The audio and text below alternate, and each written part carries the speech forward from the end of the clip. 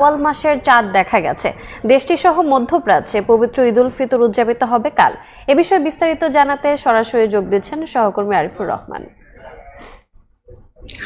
দীর্ঘ প্রায় 1 মাস সিয়াম সাধনার পরেই কিন্তু আসলে এই ঘোষণাটি যেটির জন্য অপেক্ষা, সেই অপেক্ষার অবসান হলো। কিছুক্ষণ আগেই কিন্তু সৌদি আরবে ঘোষণা হয়েছে পবিত্র ঈদ উল ফিতরের চাঁদ দেখা গেছে, অর্থাৎ যে শাওয়ালের চাঁদ যেটি দেখার জন্য অপেক্ষা ছিল সেই অপেক্ষার অবসান হয়েছে। কিছুক্ষণ পরেই আমরা আসলে এই যে সেলিব্রেশন সেটি কিন্তু শুরু হয়ে গেছে। ইতিমধ্যে আমরা আসলে দেখেছি প্রায় সবখানে সৌদি আরবের যেখানে যেখানে চাঁদের দেখার জন্য যেই অবজারভেটরি যেই কমিটিগুলো থাকে তাদের কাছ থেকে বেশ কয়েকটা জায়গা থেকে কিন্তু ইতিমধ্যে একযোগে ঘোষণা এসেছে, এবং সৌদি রয়্যাল কোর্ট থেকেও কিন্তু এই ঘোষণাটি এসেছে যে আগামীকালই সৌদি আরবে পালিত হবে পবিত্র ঈদ উল ফিতর, অর্থাৎ শাওয়ালের যেই প্রতীক্ষিত চাঁদ সেটি কিন্তু উদিত হয়েছে। এই কারণে কিন্তু আমরা আসলে দেখছি যে সৌদি আরবের বিভিন্ন জায়গায় কিন্তু ইতিমধ্যে যে ঈদ উল ফিতরের যে সেলিব্রেশন সেটি কিন্তু শুরু হয়ে গেছে।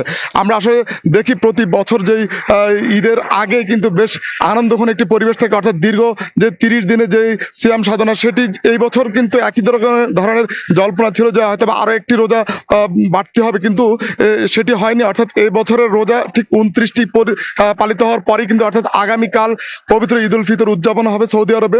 আমরা কিন্তু এর আগে কিন্তু খোঁজ পেয়েছি যে সৌদি আরব ছাড়া বেশ কয়েকটি দেশ ইতিমধ্যেই তাদের ঈদ উল ফিতরের যে ঘোষণা সেটা কিন্তু দিয়েছে। তবে অধিকাংশ অনেকগুলি দেশ কিন্তু ঘোষণা দিয়েছে তারা কিন্তু একদিন পরেই ঈদ উল ফিতর উদযাপন করবে, যেমন তার মধ্যে অস্ট্রেলিয়া, ব্রুনাই, মালয়েশিয়া এবং বেশ কয়েকটি দেশ কিন্তু তারা ঘোষণা করেছে তারা আরো একটি দিন অতিবাহিত করে কিন্তু ঈদ উল ফিতর উদযাপন করবে। আমরা জানি যে সৌদি আরবের সাথে মিল রেখে বেশ কয়েকটি দেশ অর্থাৎ মধ্যপ্রাচ্যের যে দেশগুলি আছে সেগুলো কিন্তু ঈদ উল ফিতর উদযাপিত হয়।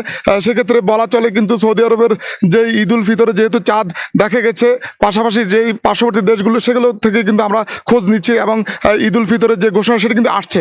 আমরা আরেকটু বিষয় বলে রাখি যে ঈদ উল ফিতর উপলক্ষে ইতিমধ্যে যে ছুটি সেই ছুটি কিন্তু উপভোগ করতে অনেক প্রবাসী যারা আছেন তারা কিন্তু অধিকাংশ ক্ষেত্রে মক্কা এবং মদিনায় সমবেত হয়েছেন।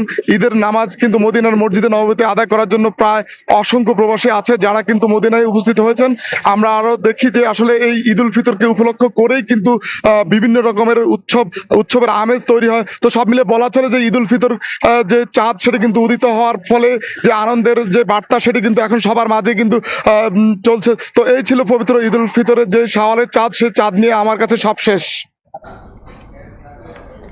সরাসরি যুক্ত ছিলাম সৌদি আরবে।